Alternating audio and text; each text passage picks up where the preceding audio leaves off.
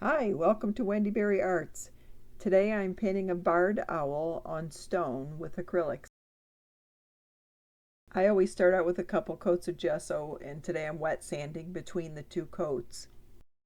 This will help my paint adhere better and give me a little bit of a smoother surface.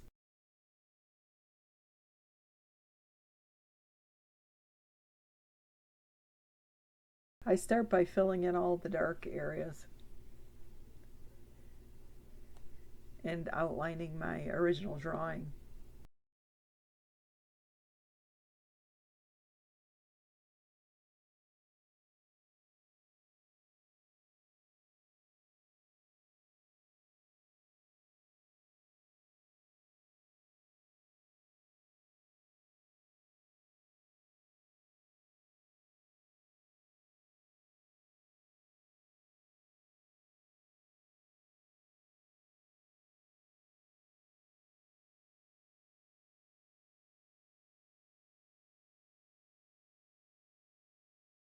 I also start to glaze over the owl with a grayish blue color. This will really help my whites pop, and it'll show off those individual feathers when I paint those details on.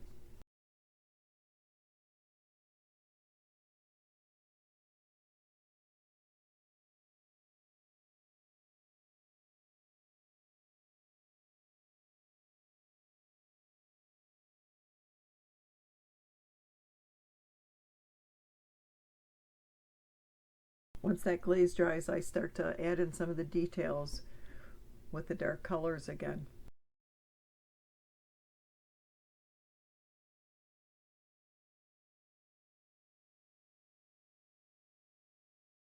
They're quite a large bird. They have a wingspan that can reach up to 4 feet, but they're hard to spot in the trees because of their mottled brown and white feathers.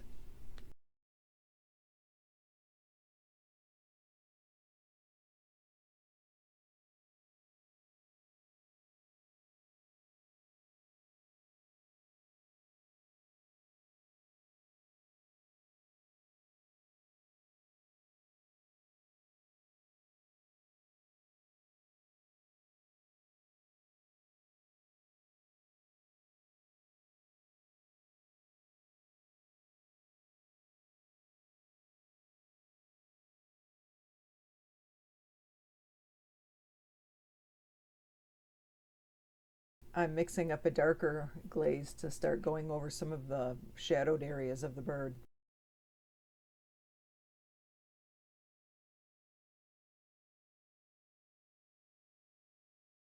Mixing a small amount of water into the white paint gives it a much smoother consistency, and that makes it a lot easier to paint the small, delicate feathers.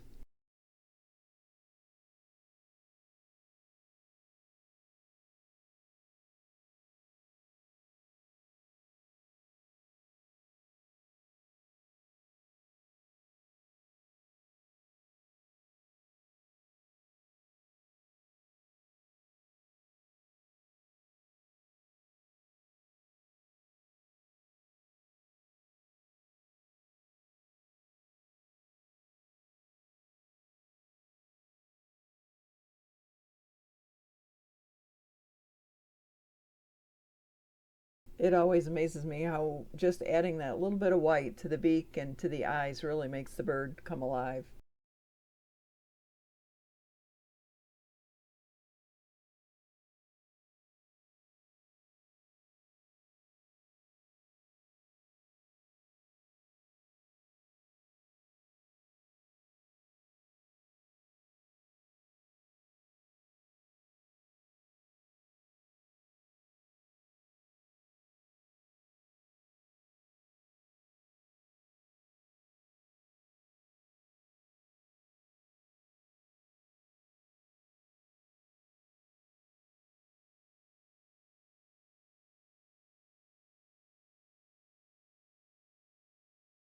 In the body of the bird, I do a lot of the details, and then I wait for that to dry. Then I'll glaze over it, then come back and do more details, and then glaze over it, and then come back and do more details.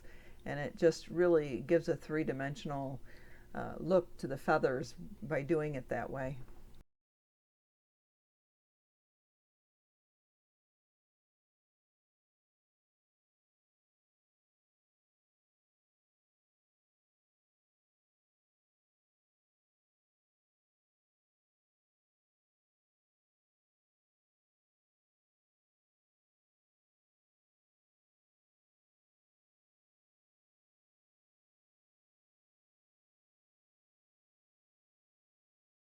I painted that one area dark along the bottom of the bird because I didn't like the slant of the feathers, so I'm going to go in and change that a little bit.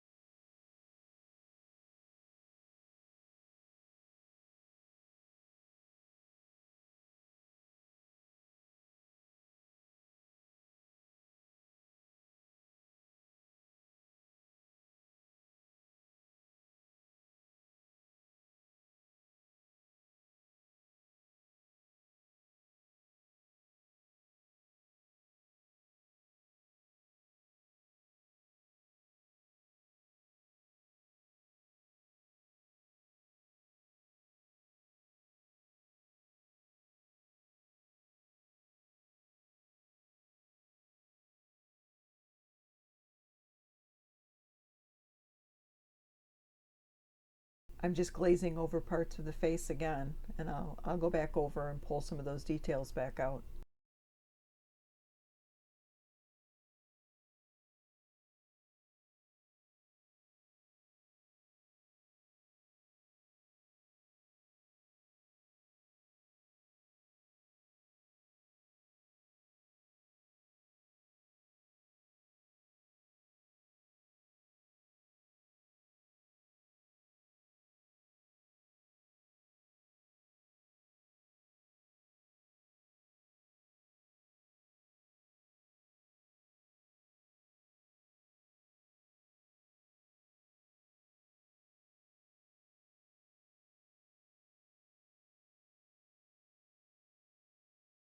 I never have too much of a real plan for the tree.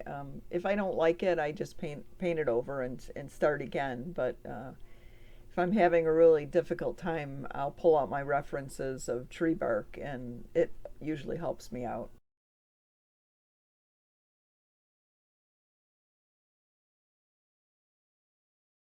I do a lot of stippling on of different colors. I also do this with kind of a dry brush, so if I get too much paint on there, then I'll wipe my brush off on a paper towel and then go back in, and it'll make a lighter mark. You can see I just darken up areas and lighten up areas, and if I think there should be a shadow, I darken it up. If I make little holes for where insects might have been.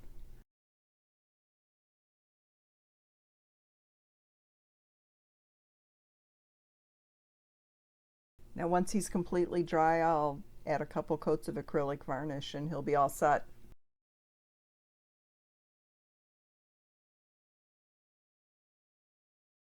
I hope you enjoyed the video. If you have any questions or suggestions, please leave them in the comments. Thanks for watching and see you in the next video.